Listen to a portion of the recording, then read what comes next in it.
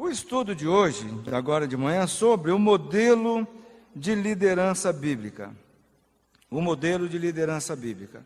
Eu gostaria de caminhar com os irmãos nesse sentido, dentro da palavra, porque nós somos ainda, na maioria das igrejas ainda, infelizmente algumas não mais, nós somos uma igreja onde não há figura do pastor. Agora deixa eu deixar uma coisa bem clara, eu não tenho problema com pastor. Eu tenho muitos amigos pastores, eu estudei no seminário interdenominacional, homens de Deus, pessoas que têm abençoado a minha vida com ensino de várias denominações. Agora eu entendo pela palavra que o nosso modelo de liderança por presbíteros é o que a Bíblia prescreve. É o que a Bíblia diz. Eu vou tentar, caminhando com os irmãos, mostrar isso para que a gente possa voltar para a palavra. O que eu tenho visto é pessoas se guiando pelo pragmatismo. Quando eu falei ontem que há igrejas das nossas, gente que estão nas nossas listas, inclusive de oração, que lá na igreja dele ele é pastor e a esposa é chamada de pastora. Eu acho que todo movimento ele tem as suas características. Para você ser batista, tem algumas características que vai te identificar como um batista. Você tem que ser imersionista, ok? É a primeira coisa. Não tem batista que batiza derramando água na cabeça, não existe. Para você ser presbiteriano também.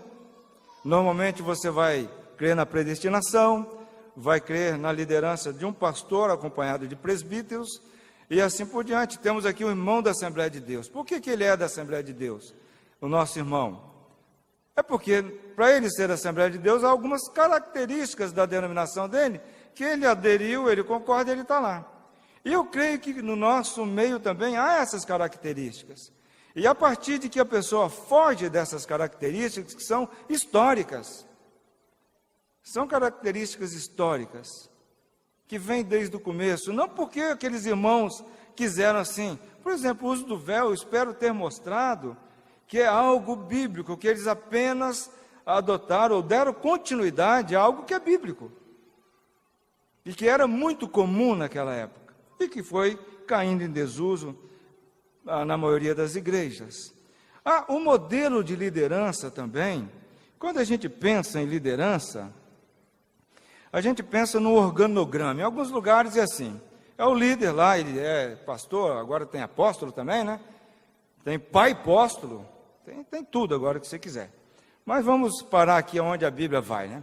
Tem lá o líder, os diáconos, e é tipo uma hierarquia.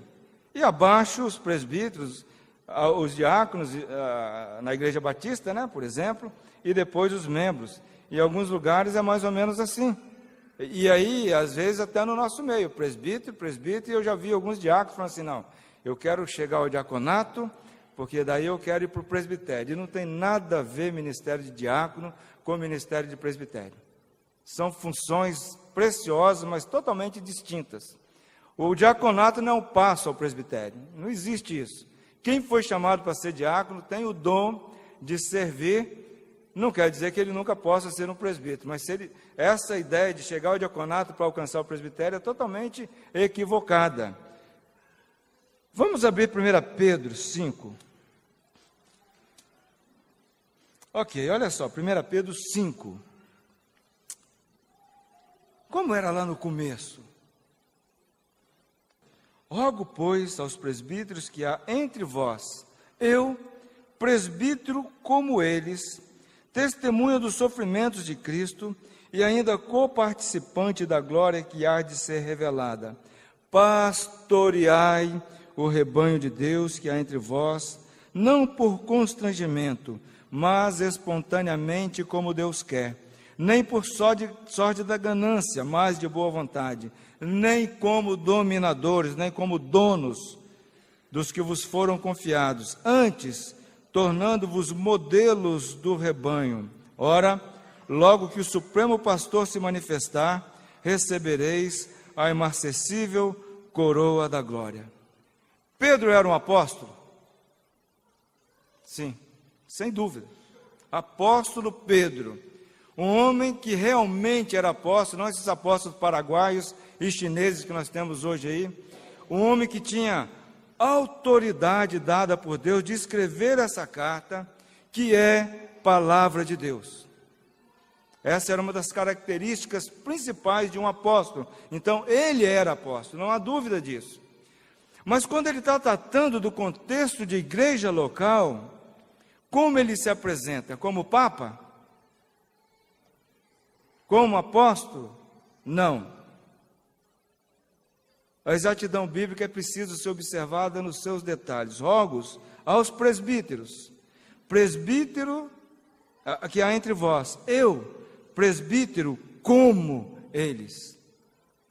A função de apóstolo era uma, a função de presbítero era outra. E quando Pedro estava tratando dos assuntos, no contexto de igreja local, ele se apresentava como um presbítero. E a gente não vai dar tempo de passar pelo diagrama que eu preparei sobre a função do presbítero, que é pastorear. Com o passar dos anos, a função e o serviço foi confundida com o título. Agora, deixa eu dizer uma coisa para vocês. Eu conheço muitos pastores que de fato pastoreiam. E conheço vários presbíteros que de fato não pastoreiam. Não têm cuidado do rebanho. Não se preocupam em ser modelos, mas em serem donos do rebanho. Há pastores assim também. Então eu quero aqui não criticar os meus colegas pastores, mas discordar deles nesse ponto, dessa posição que acabou ganhando destaque-se de confundir a função com o título. Eu espero que no nosso tempo aqui, eu consiga mostrar essas verdades e defendê-las com a Bíblia aberta. Já em Atos 11:30, logo no início da igreja, a gente lê sobre presbíteros, lá na igreja de Jerusalém. E lá Pedro, que era um apóstolo de todas as igrejas, lá em Jerusalém ele era um presbítero. Ele nos diz isso. Nós não vamos ler todos os textos, mas esse estudo também está na página, você pode baixá-lo depois e se debruçar aí com calma, lá no jabesmar.com.br. Paulo e Barnabé, na sua primeira viagem missionária, eles saíram de Antioquia, aí depois da Antioquia da Síria, foram para a Antioquia da Pisídia, Icônio e Listra, e quando eles voltam estabelecendo liderança na igreja. E que tipo de liderança que eles estabeleceram? Presbíteros. E promovendo-lhes em cada igreja a eleição de presbíteros, depois de orar com jejuns, o encomendaram ao Senhor em quem haviam crido. Lá em Atos 20, Paulo, quando ele precisa ter uma conversa com a liderança de Éfeso, um local onde ele passou 1 ano e 3 anos trabalhando. Paulo não era um pinga-pinga, ele ficava no lugar, formava uma igreja e só saía dali quando ele era expulso ou quando chegava o momento dele sair. Paulo não vivia, como a gente imagina, de igreja em igreja, andando para lá e para cá. E essa igreja que ele estabeleceu, lá tinha o quê? Um presbitério. A gente lê, obrigado, querido. Vai ganhar um galardão também, né, Josias? A gente lê assim, Atos 20, 17. De Mileto mandou a Éfeso chamar os presbíteros da igreja. E para Tito ele escreve em Tito 1,5: por esta causa te deixei em Creta, para que pusesse em ordens as coisas restantes, bem como em cada cidade constituístes presbíteros, conforme te prescrevi. E Paulo podia prescrever porque ele era apóstolo.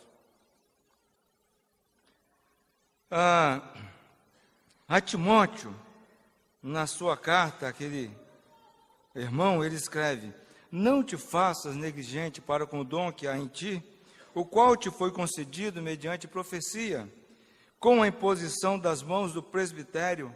1 Timóteo 4,14. Em outras epístolas, a menção de presbítero, Tiago escreve: está alguém doente? Está alguém entre vós doente? Chame os presbíteros da igreja. A liderança da igreja.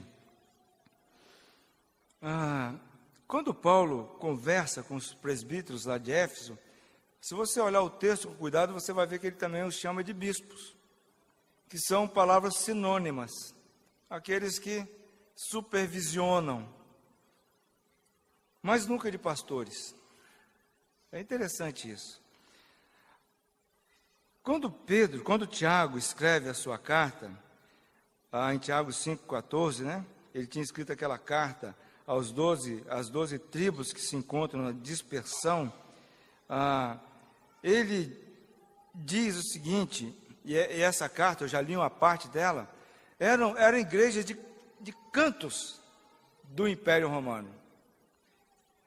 E o que Tiago diz aqui, está alguém enfermo, ele está escrevendo essas 12 tribos, talvez 12 igrejas locais, ele menciona presbíteros. E o que a gente afere daqui é que Tiago esperava que em cada uma daquelas pequenas igrejas, provavelmente, houvesse lá uma liderança, ele os chama de presbíteros. O mesmo com Pedro. Ele escreve para as províncias da Ásia Menor, Ponto, Galácia, Capadócia, Ásia e Bitínia. E ele fala, rogo aos presbíteros dessas igrejas locais. E aqui Pedro está escrevendo para os confins do mundo daquela época. Províncias distantes, pequenas. Então a gente percebe, queridos, que o linguajar bíblico para a liderança da igreja é presbíteros. Eu acabei de fazer a parte presencial de um mestrado e li muitos livros sobre liderança. E é por isso que eu falo que eu não tenho nada contra pastores, porque os meus colegas lá de classe, a maioria deles são pastores. E pude aprender muito com eles, com as suas experiências. Então, é uma questão que não é bater em pastor, esse é um assunto ligado à nossa igreja, a igreja dos irmãos, os irmãos que se reúnem na casa de oração.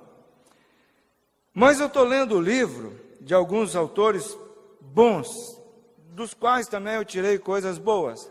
Mas ele lê lá as qualificações do presbítero, e ele faz uma ponte que eu compreendo na mente dele, porque ele foi criado assim. Aí o presbítero deve ser assim, assim. Ele começa, por isso o pastor, ele faz uma ponte que biblicamente não existe. É por isso o presbítero. E o desconto que eu dou, porque eles foram criados nesse contexto, talvez nunca pararam para avaliar essa questão.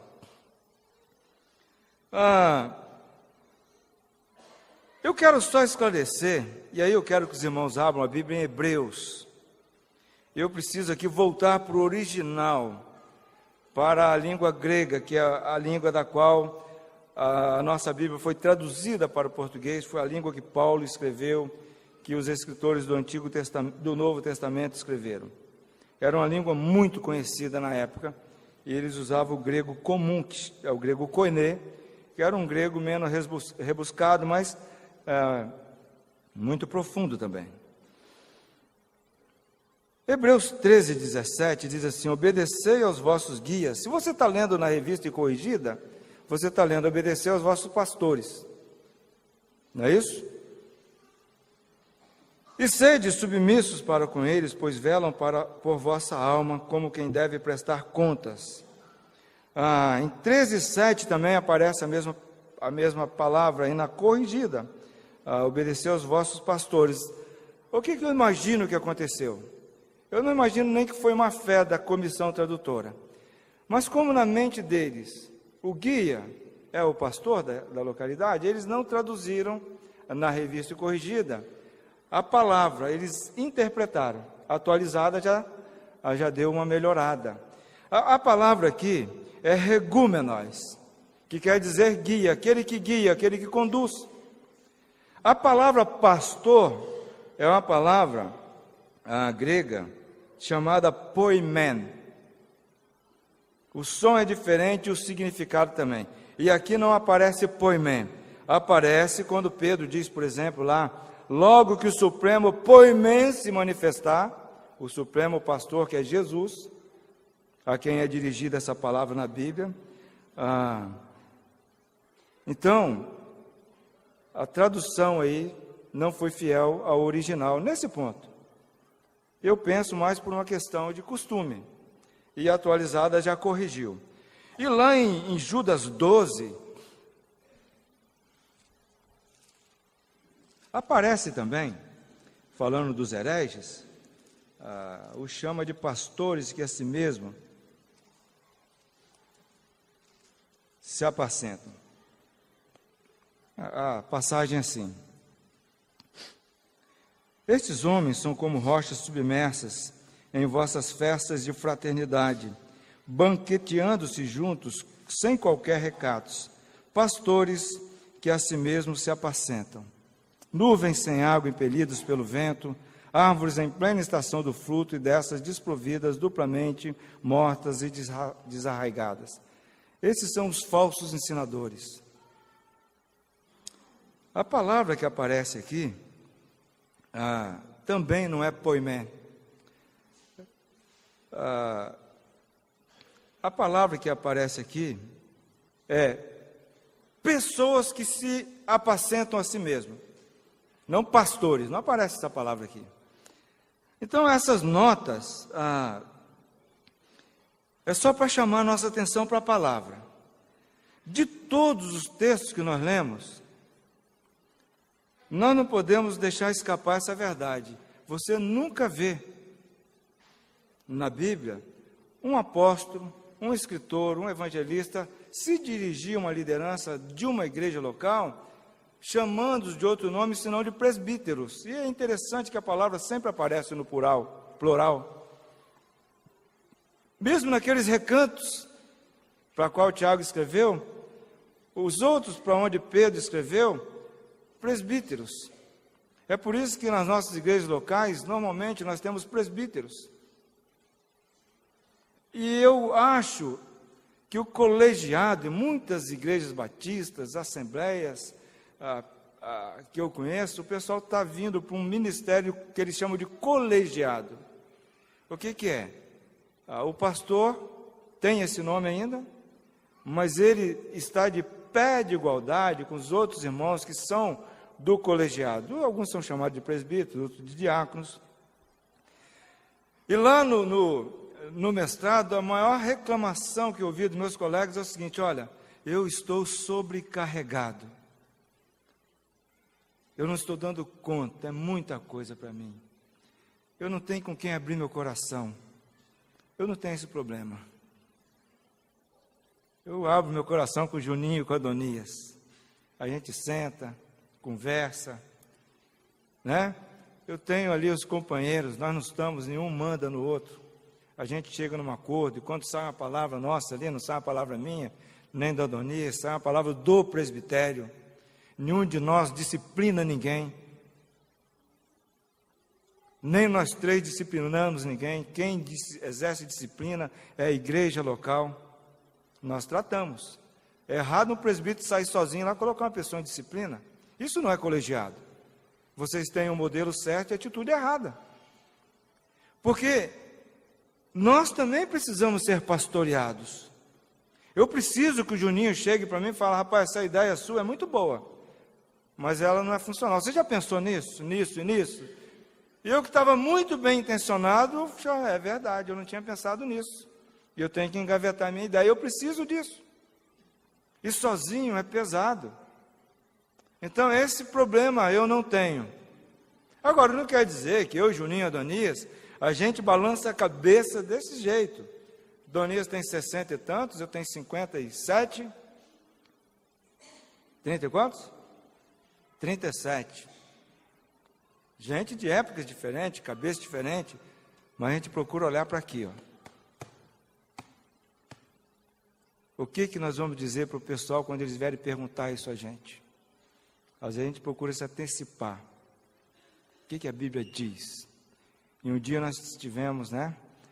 Tinha um mais resistente a um assunto, ele falou assim: eu tenho que admitir que a Bíblia não diz uma vírgula sobre isso. Ontem teve a pergunta aqui sobre o que a Bíblia diz quanto à barba. E nós, sendo honestos, nós temos que dizer o seguinte: a Bíblia não tem uma vírgula proibindo homem de usar barba. Isso é ser honesto. Eu sei que essa palavra desagrada a alguns, mas se você me mostrar uma vírgula dizendo que é errado, eu vou ensinar isso.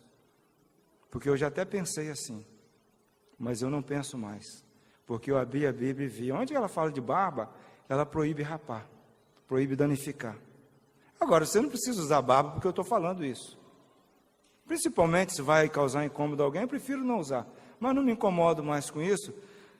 A liderança tem que alimentar a igreja com a palavra. Poder abrir a palavra e falar, irmã, aqui nós queremos que você use véu, por isso, por isso e por isso. Porque há preceitos bíblicos que nos permitem defender isso. E aí sim, se ela não quiser, paciência. Há muitas outras igrejas onde não se usa. Ela pode ir para uma delas. Ok, irmãos? A gente não vê então, no Novo Testamento, como se diz, e isso eu tirei do livro do Eileen Gruden, não é nem do nosso meio. Ele escreveu o seguinte: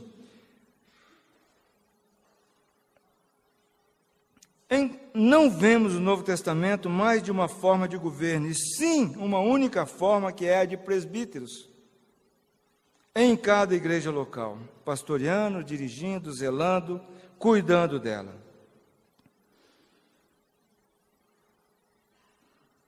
O que eu tenho percebido no meio dos irmãos? É uma tentativa de copiar outras igrejas. E algumas dessas pessoas, e aí eu estou falando de gente que eu conheço, não estou aqui lançando conversa à toa, o modus operandi é o seguinte: primeiro ele convence os colegas a adotar a nova nomenclatura. E aquele que puxou a fila, ele vai descartando um, descarta o outro, até ele ficar sozinho. Eu já vi isso acontecer.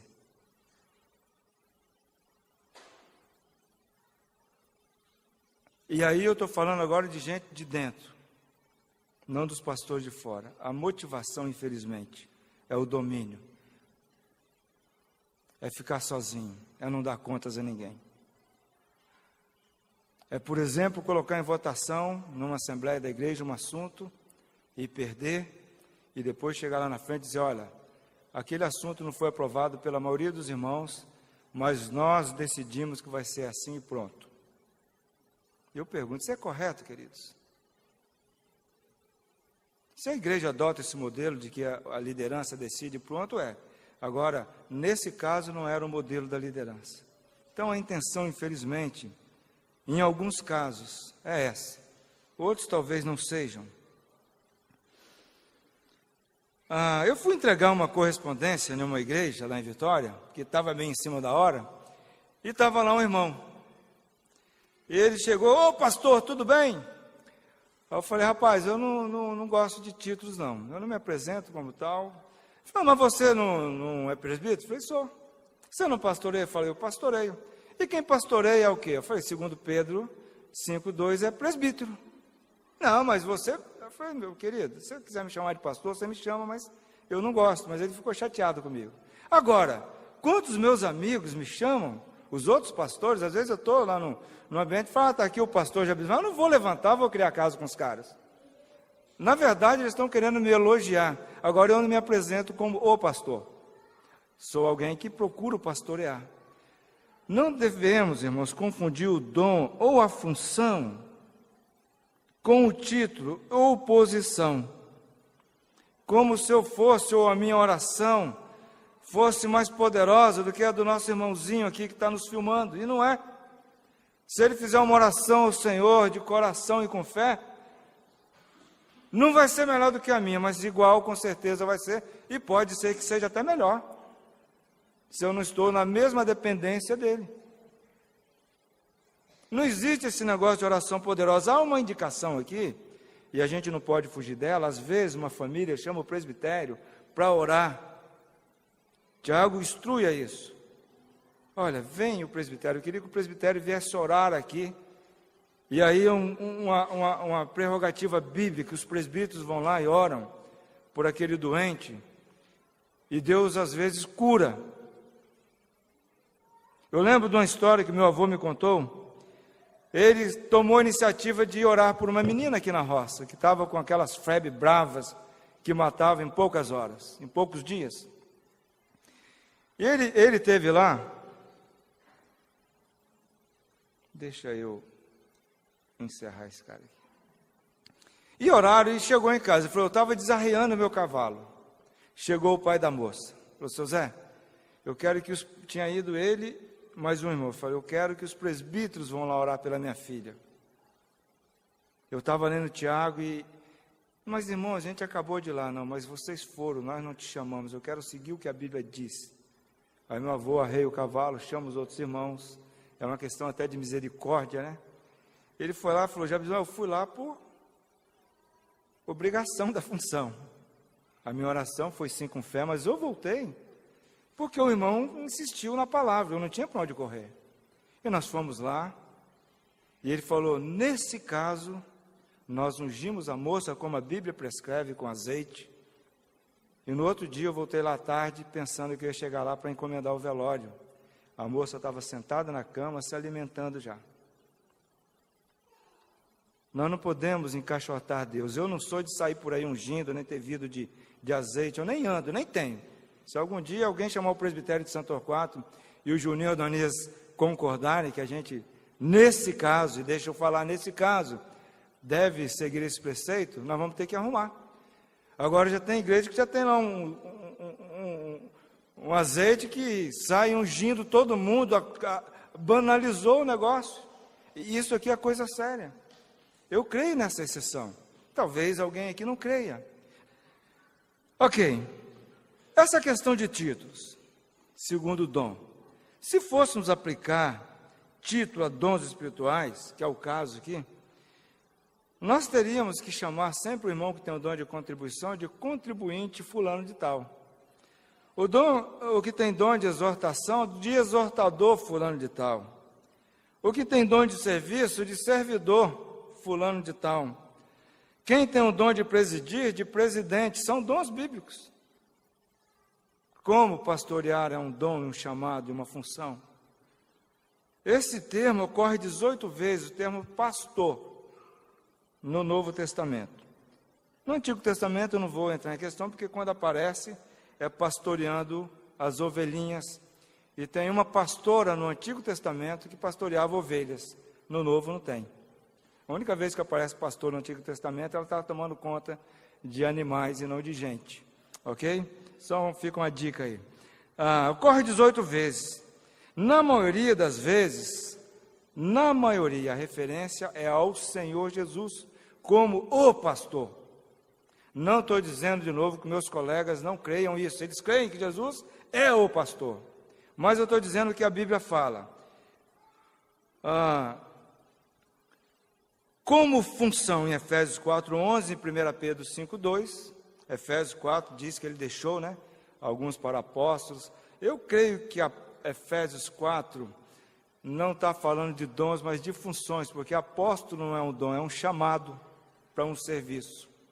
Mas a gente pode ver isso depois. Mas como função, referindo-se ao Senhor Jesus, Mateus 24, 35, 26, 31, Marcos 14, 27, João 10, 2, 11, 12, 14 e 16, Hebreus 13, 20, 1 Pedro 2, 25.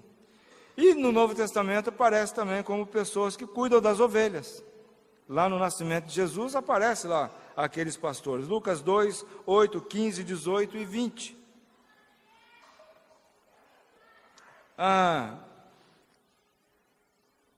Eu tenho conversado com algumas pessoas do nosso meio, e as justificativas são várias, mas um chegou para mim e falou assim, olha, rapaz, se a gente tiver o nome de pastor, o pessoal vai respeitar mais a gente.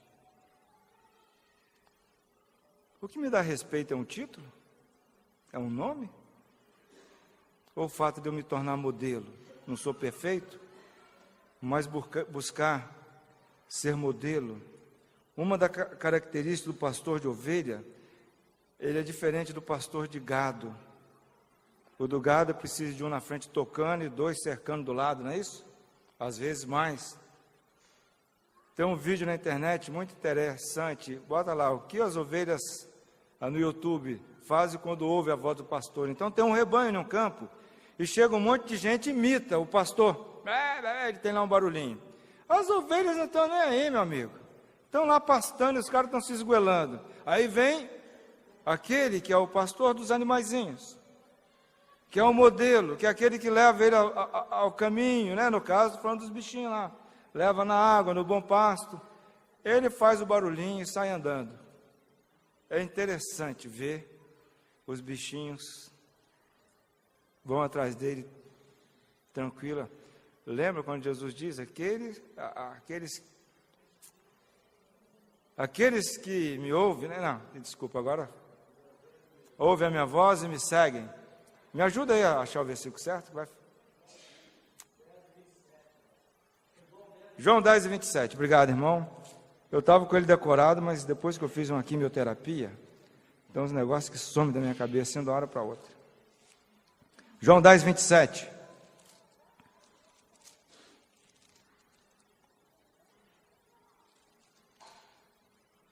As minhas ovelhas ouvem a minha voz, eu as conheço e elas me seguem. É essa a ideia. Então não é título que vai dar respeito a gente. E o que dá respeito aos pastores, aqueles que são de igreja, não é o fato dele ter um título de pastor. É porque ele, muitas vezes, na maioria delas, é um homem de Deus, que tem uma palavra centrada, que tem atitude, que socorre, que vai atrás, que visita. É isso que dá autoridade a ele, não o título. E, na maioria massacrante das vezes. Qual foi o motivo pelo qual surgiu o movimento dos irmãos? Tem vários, mas um deles foi uma resistência muito forte ao que é conhecido como clericalismo, que são distinções de posição e de importância dentro da igreja.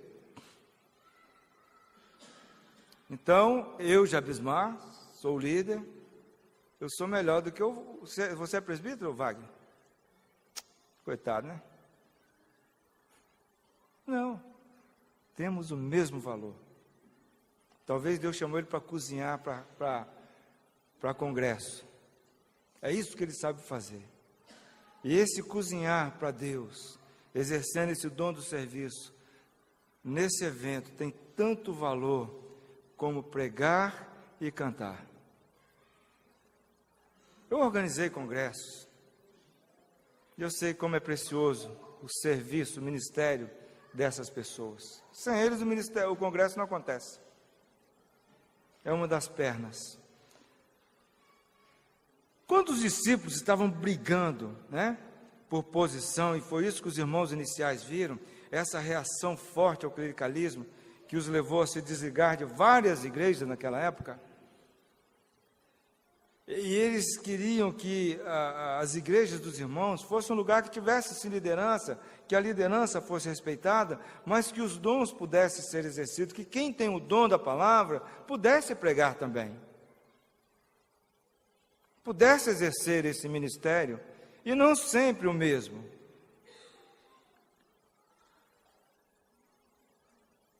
Essa reação está sendo deixada de lado. Nós estamos indo para onde eles saíram.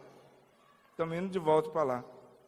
Isso, um irmão da Igreja Batista, muito conhecido no Brasil, disse para o Eduardo, num dos nossos congressos, falou, Eduardo, o que está acontecendo com os irmãos? É o quê, irmão? Não, estou vendo aqui, vem cá o pastor fulano de tal. Ele falou, Eduardo, por causa de vocês, lá na igreja eu não sou mais pastor, eu sou um presbítero. Lá nós não temos mais a figura do pastor, nós temos um corpo de pastores, e somos chamados de presbítero. Agora vocês estão mudando, não deixa não, Eduardo. Eu mudei por causa de vocês, agora estou vendo que vocês estão indo de onde vocês me chamaram. Aquele irmão viu uma contradição nesse assunto.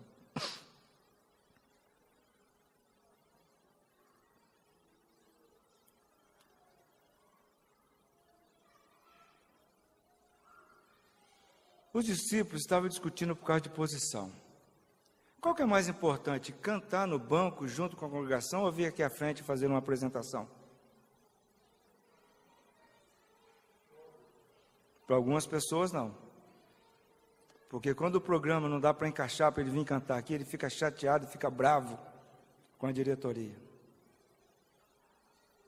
Se essa é a intenção, desculpa a sinceridade, ela não é boa. Se todo mundo que quis cantar ontem à noite eu tenho certeza que o dirigente foi procurado. Fosse dada a oportunidade, não ia dar tempo da gente terminar e ouvir o Josias ainda descansados. Então, se é para louvar a Deus, tanto faz sentado ou aqui na frente.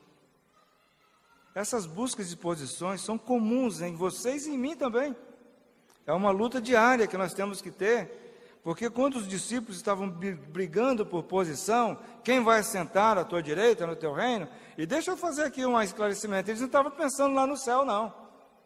Eles estavam pensando no reino terrestre, onde Jesus seria o rei, e um seria o primeiro-ministro e outro o segundo. Teve um que até fez lá pediu a mãe para ir lá fazer uma intercessão. Ó Senhor, permita que no teu reino, não, eu achava que era coisa espiritual. Não, irmãos, eu estava pensando num governo terreno de Jesus.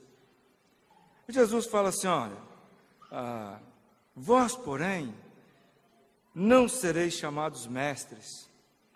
Um só é o vosso mestre, e todos vós sois irmãos. Que é uma palavra mais preciosa do que eu poder virar para o Eliasir e falar, irmão Eliasir. Por que eu posso chamar o Eliasir de meu irmão?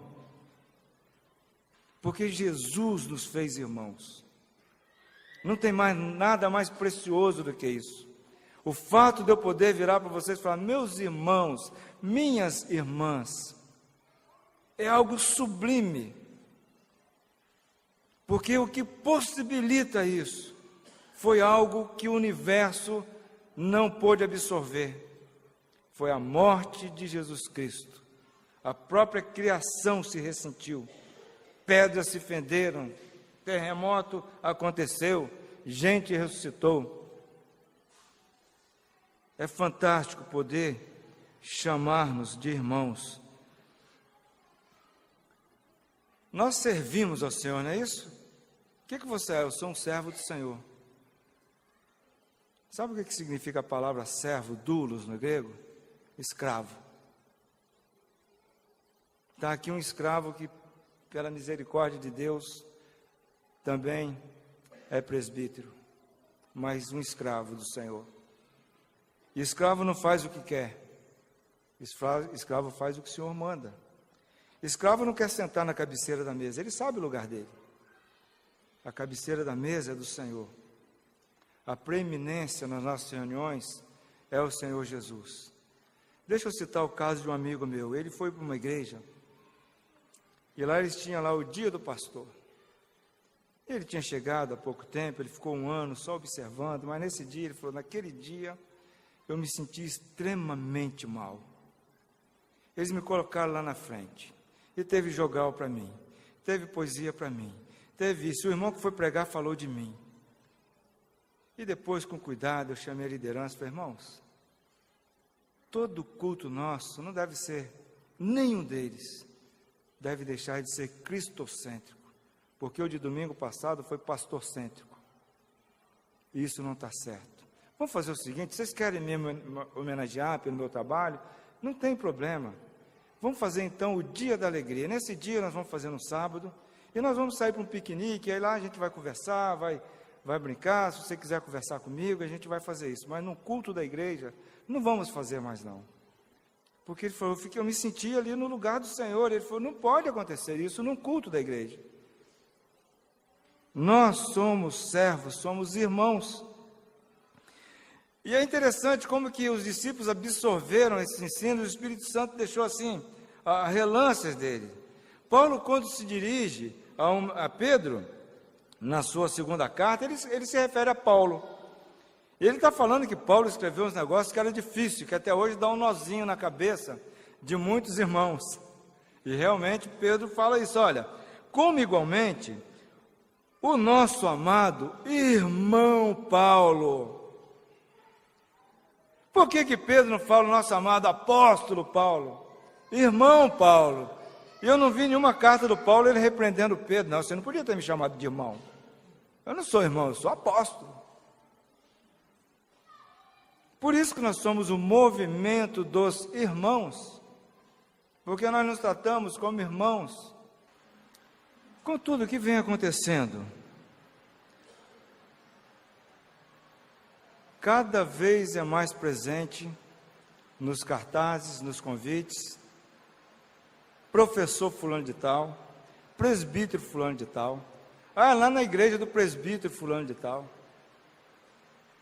evangelista, diácono fulano de tal, vem lá, nas assinaturas, nos cartões. Para que isso? Isso começa pequeno e acaba grande, como nós temos visto. Vocês sabem do que eu estou falando.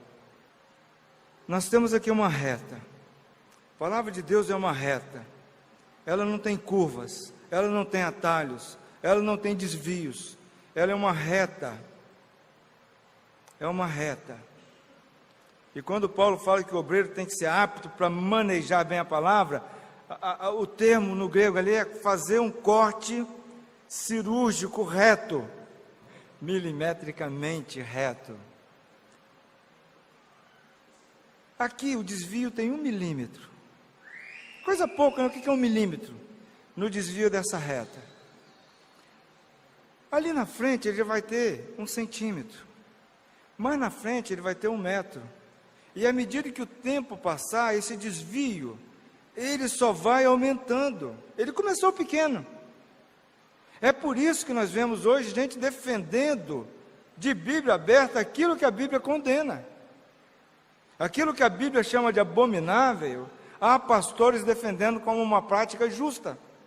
Onde começou esse desvio? Foi numa coisa pequena. Foi numa concessão pequenininha. Uma concessão moral aqui, outra ali. E a coisa chega lá na frente, porque as gerações passam, o tempo corre.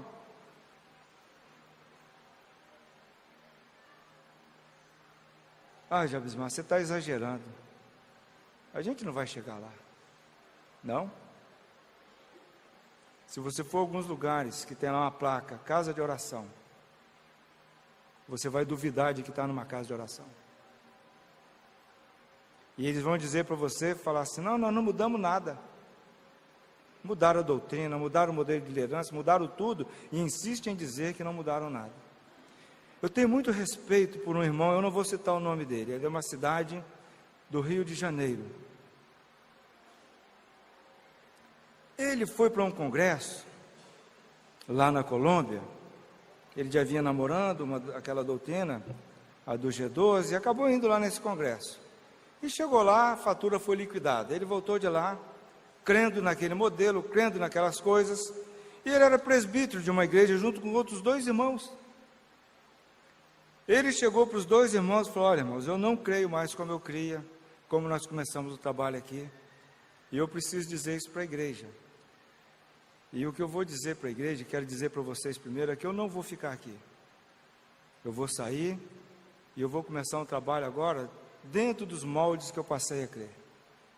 E ele fez isso, foi lá na frente da igreja, falou, eu não quero que ninguém venha atrás de mim, quem mudou fui eu, não foram vocês.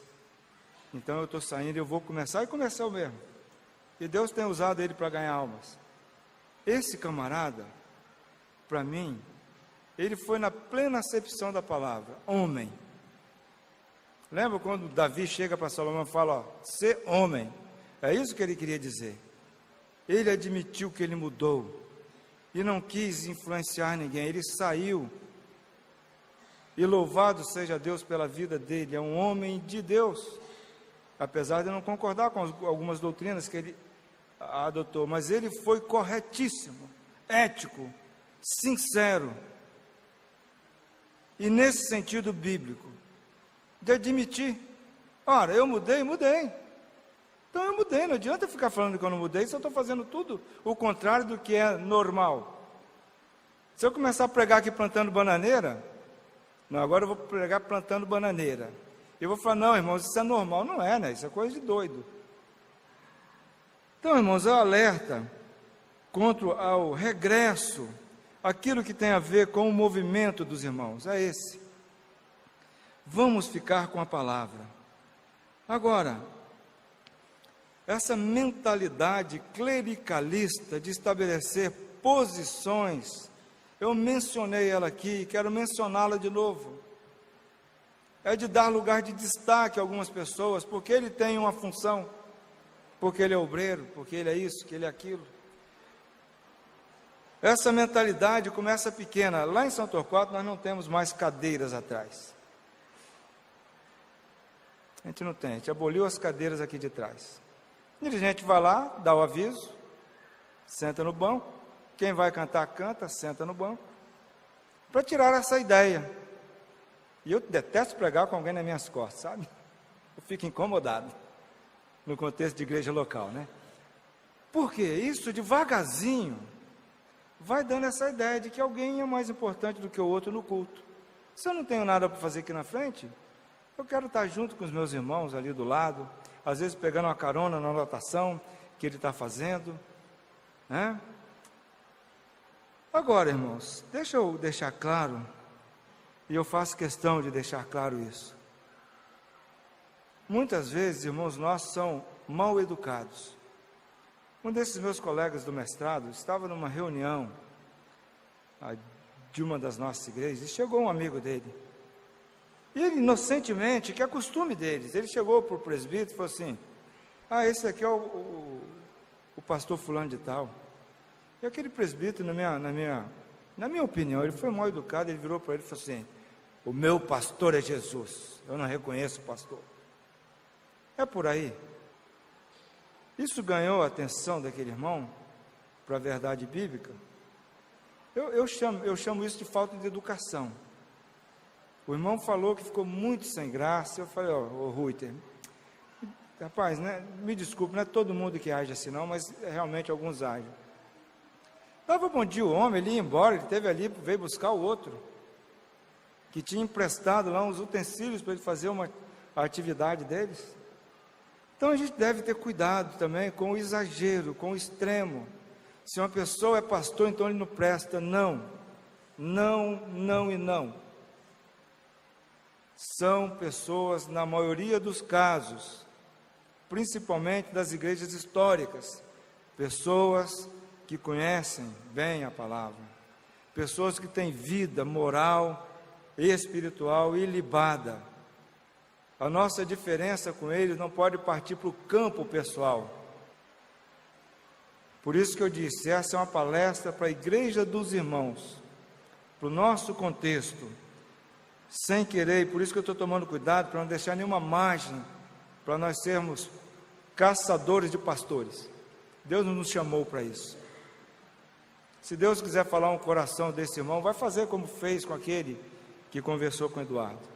Mas não vai ser com truculência, com falta de educação, com agressão que Deus vai usar para isso. Muito pelo contrário.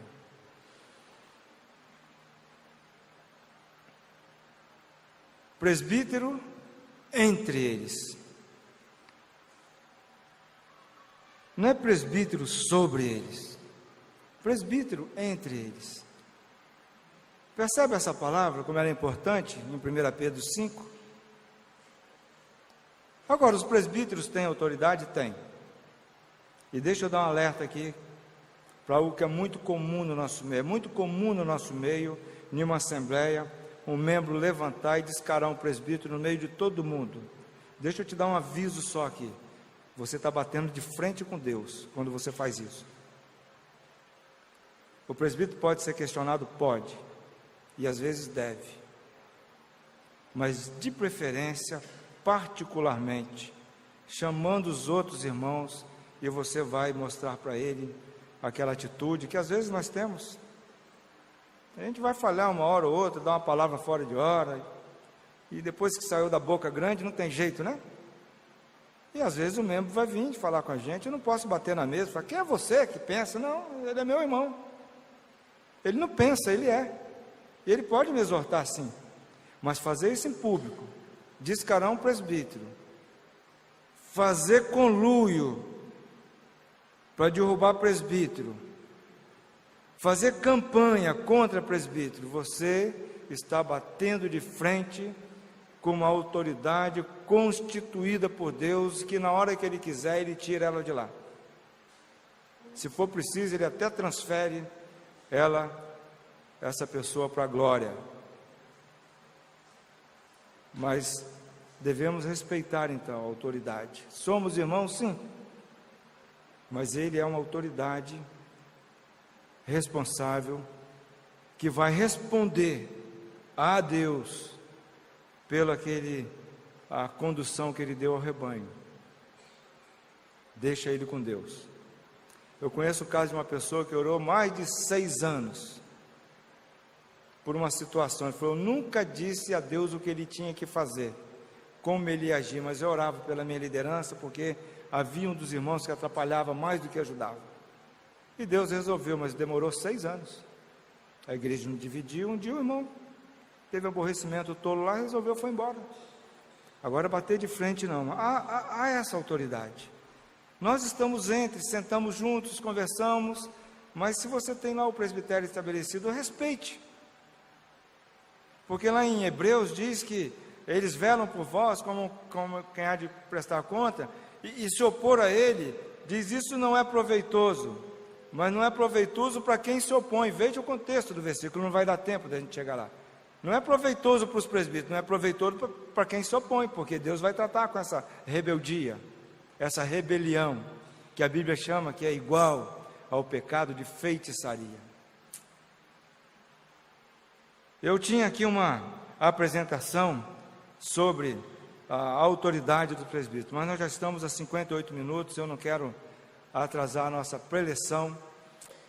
Tem gente que tem que viajar e a gente vai parando aqui. Presbíteros entre o rebanho, pastoreando, e deixa eu dizer aqui, no mesmo propósito, falando uma mesma linguagem.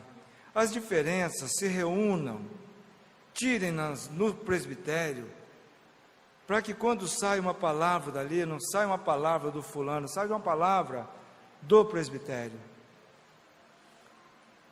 Presbíteros, tem vários aqui. Membro de igreja é igual filho. Ele percebe quando o pai e a mãe não estão sintonizados naquela proibição, e o que ele faz? Você que é pai sabe disso. Eu pedi a mamãe, ela não deixou, mas se eu pedir o papai ele deixar, ele é o papai. Então lá em casa, eu e a Cátia, a gente já combinou: olha, se algum de nós não deixar, mesmo que a gente ache que podia, vamos conversar depois. As meninas não pedem 2 vezes nada, só pede uma. Às vezes ela fala: vai adiantar você pedir de novo? Não, falo, então não perca o seu tempo e nem faça eu perder o meu. E membro de igreja é assim também. Nos lugares que eu vou, uma das queixas recorrentes é de que, irmão, lá na minha igreja a liderança é dividida. Um presbítero fala uma coisa, vem outro e fala outra. E isso faz mal para a igreja. Isso causa divisão. Vamos tomar cuidado com essa nossa responsabilidade grande. É uma responsabilidade tremenda. É uma função desgastante, muito prazerosa na maioria das vezes, mas às vezes desgastante, ingrata. Mas nós temos que nos unir, não para fazer conchavo e nem corporativismo, que um presbítero está errado, eu sei que ele está errado, mas eu acoberto ele. Não é disso que eu estou falando. Mas nos unir para orar, conversar, tratar, tirar alguma diferença que porventura tenha, às vezes ceder naquilo que não é fundamental, para que nós possamos transmitir para as ovelhas do Senhor Jesus, que Ele nos colocou para tomar conta, a ideia de uma casa unida, porque Ele mesmo nos alertou que uma casa dividida não subsiste. Eu quero terminar com isso, com uma oração, e clamar a nós. O que você ouviu e talvez não tenha descido bem, faça como os crentes de Bereia. E Paulo chama de nobre. Os de Bereia foram nobres, porque eles ouviram falar e foram chegar em casa, foram conferir se eu estava falando de acordo com as Escrituras ou de acordo com alguma coisa que eu tirei de trás da orelha. Espero que você faça isso, que Deus te abençoe, e os contatos comigo são fáceis: telefone, e-mail, Facebook.